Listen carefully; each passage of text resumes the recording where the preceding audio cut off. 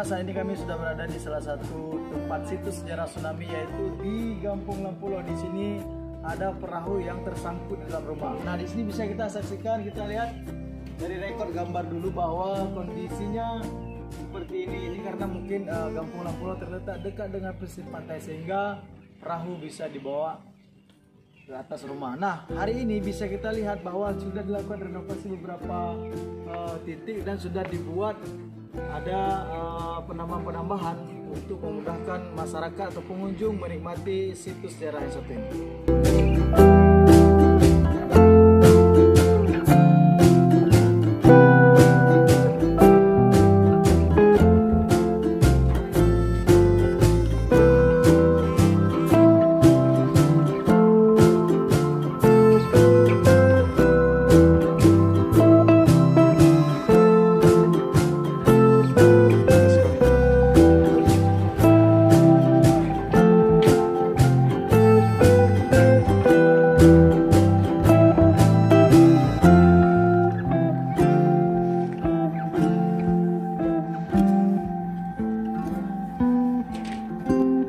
Kita lihat kondisi kapal dari atas. Nah, ini baru saja dilakukan pembugaran, yaitu dengan dicat ulang, kemudian juga sudah dibersihkan dari puing-puing yang tersisa sebelumnya. Nah, ini dapat kita lihat kondisi atau bentuk dan besar badan kapal dalam sejarah menyelamatkan sekitar 59 orang masyarakat Lampulo sendiri.